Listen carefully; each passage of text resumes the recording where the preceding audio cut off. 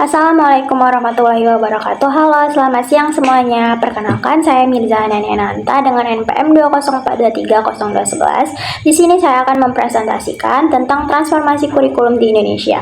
Saya akan menjelaskan bagaimana kurikulum kita berkembang dari masa ke masa, serta hakikat, prinsip, dan landasan yang mendasarinya. Jadi, apa yang menjadi latar belakang perubahan kurikulum di Indonesia?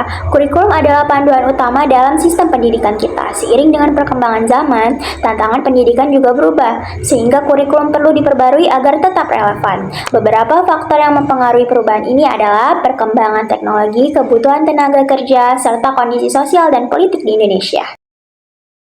Ada 3 aspek utama dalam perubahan kurikulum. Pertama, hakikat kurikulum, yaitu tujuan utama dari kurikulum itu sendiri. Kedua, landasan kurikulum yang mencakup aspek filosofis, sosiologis, dan psikologis. Ketiga, prinsip penerapan kurikulum dalam proses pembelajaran.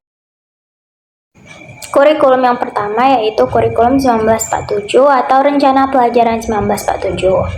Jadi kurikulum ini adalah kurikulum pertama setelah Indonesia merdeka. Fokus utamanya adalah membentuk karakter nasionalis karena saat itu kita masih dalam tahap awal membangun bangsa, mata pelajaran masih terpisah-pisah dan sistem evaluasi belum menggunakan ujian baku seperti sekarang. Selanjutnya, kurikulum 1952 yang merupakan penyempurnaan dari kurikulum sebelumnya. Salah satu perubahan penting adalah guru tidak lagi mengajar semua mata pelajaran, tetapi fokus pada bidang tertentu. Pendidikan juga mulai diarahkan untuk menyiapkan tenaga kerja yang memiliki keterampilan dasar. Kurikulum selanjutnya yaitu kurikulum 1964 atau Rencana Pendidikan 1964.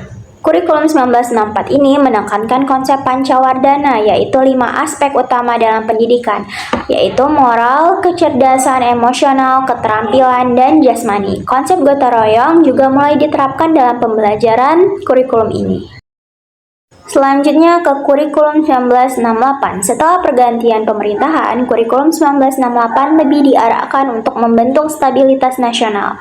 Pendidikan moral dan agama diperkuat, dan kurikulum lebih terstruktur dan kaku. Selanjutnya, kurikulum 1975, yaitu era modernisasi pendidikan. Pada kurikulum ini, pendidikan mulai lebih sistematis dengan tujuan pembelajaran yang lebih jelas.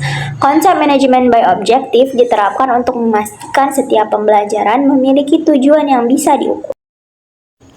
Kurikulum selanjutnya yaitu kurikulum 1984. Kurikulum ini memperkenalkan konsep CBSA di mana siswa didorong untuk lebih aktif dalam proses pembelajaran. Guru tidak lagi menjadi satu-satunya sumber ilmu, melainkan lebih sebagai fasilitator.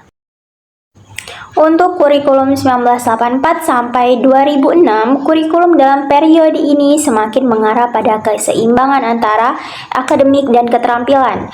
Kurikulum 2004 mulai berorientasi pada kompetensi, sehingga kurikulum 2006 atau KTSP memberikan lebih banyak otonomi kepada sekolah. Lanjut ke kurikulum 2013. Kurikulum 2013 menekankan integrasi antara sikap, keterampilan, dan pengetahuan. Metode pembelajaran berbasis observasi dan eksperimen diperkenalkan agar siswa lebih aktif dalam memahami materi. Selanjutnya, kurikulum Merdeka 2022 sampai sekarang. Kurikulum Merdeka memberikan fleksibilitas yang lebih tinggi kepada sekolah dan guru. Pembelajaran lebih berbasis proyek dan evaluasi lebih formatif dibanding sekedar ujian tertulis. Nah, di sini sudah ada grafik perbandingan kurikulum. Jadi setelah kita melihat perkembangan kurikulum dari tahun ke tahun, kita bisa melihat bahwa ada pola yang menarik. Pada awalnya kurikulum lebih menekankan pada karakter dan nasionalisme, kemudian masuk ke era Orde Baru, kurikulum mulai lebih akademik dengan sistem yang lebih terstruktur. Nah, kesimpulannya, kita bisa melihat bahwa kurikulum terus berubah untuk menyesuaikan dengan kebutuhan pendidikan. Meskipun banyak perubahan, landasan kurikulum tetap berakar pada nilai-nilai Pancasila dan perkembangan ilmu pengetahuan. Sekian presentasi dari saya. Apabila ada salah kata saya mohon maaf. Kepada Allah saya mohon ampun. Saya akhiri. Wabillahi taufiq wa hidayah. Wassalamualaikum warahmatullahi wabarakatuh.